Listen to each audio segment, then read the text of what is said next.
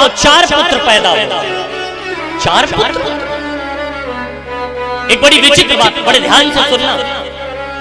ये 4 पुत्र वाली बात कहां से आ गई? दशरथ जी ने तो नहीं कहा कि हमको 4 पुत्र दे दो, तो गुरुदेव ने क्यों कहा कि 4 पुत्र होंगे? 3 नहीं कहा, 5 नहीं कहा, क्या कहा?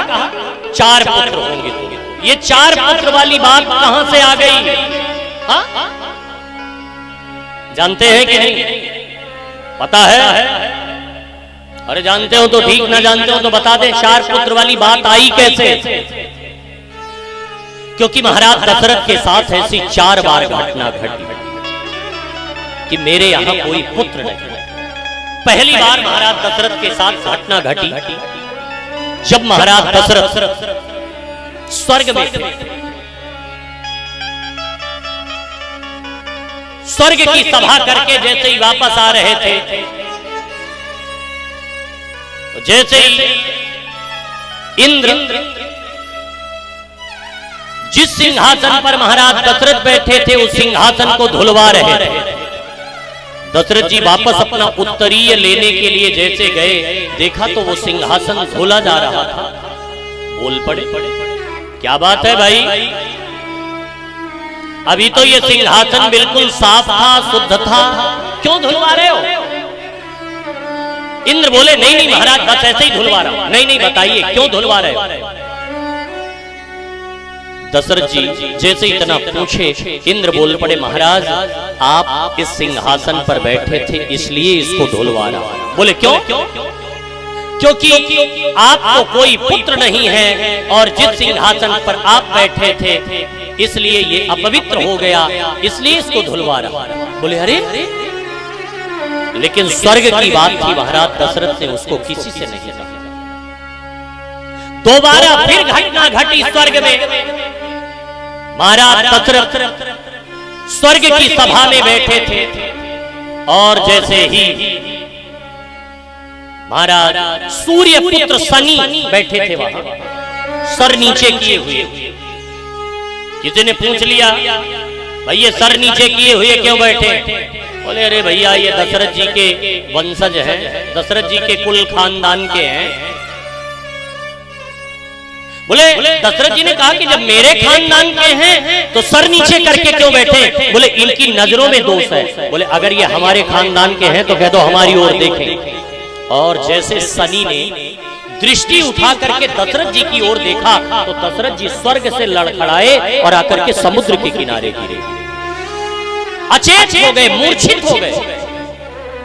और जैसे ही महाराज दशरथ जी मूर्छित हुए, उसी समय पक्षीराज जटायु ने जैसे ही दशरथ जी को देखा तो दशरथ जी के ऊपर समुद्र से जल भर भर करके अपने पंख में दशरथ जी के ऊपर छींटा मारा। और दशरथ जी को जैसे ही होश आया तो दशरथ जी बोल पड़े ए पक्षीराज,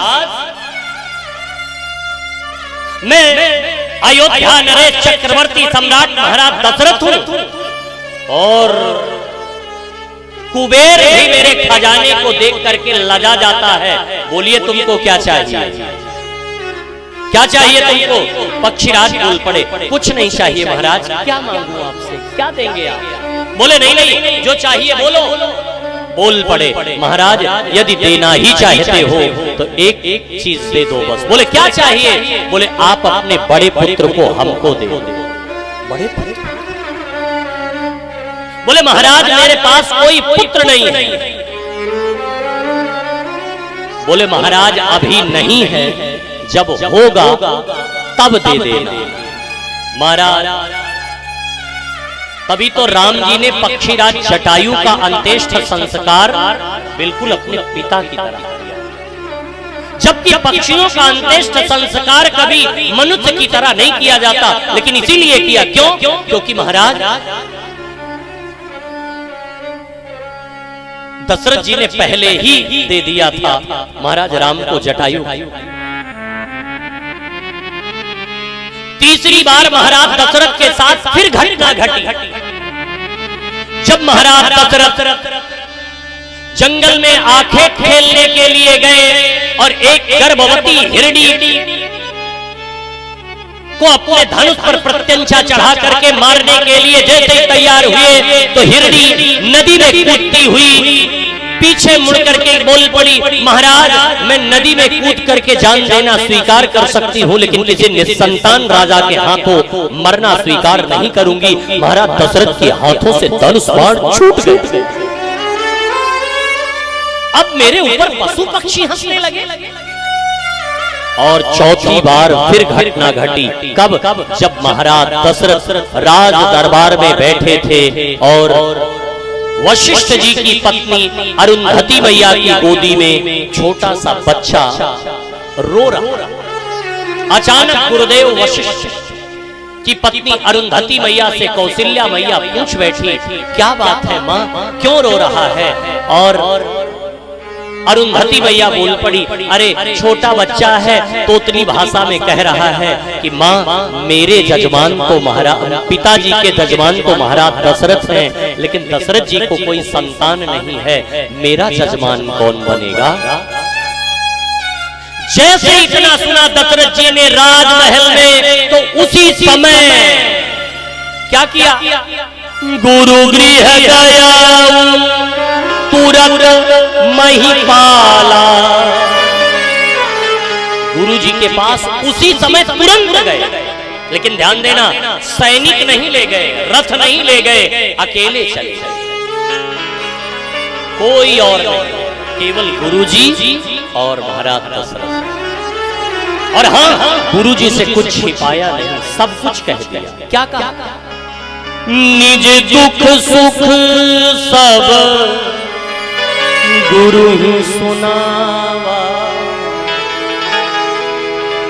कही वशिष्ठ बहु विधि समुझा। निज दुख सुख सब गुरु ही सुनावा, कही वशिष्ठ बहु विधि समुझा। और क्या कहा कि धरहु धीर हुई है सुतचारी। धरहु धीर हुई है सुतचारी। हे राजन, जाओ मैं तुमको आशीर्वाद देता हूँ, यदि तुम्हारे साथ ऐसे 4 बार घटना घटी है मैं तुमको 4 पुत्र दूंगा।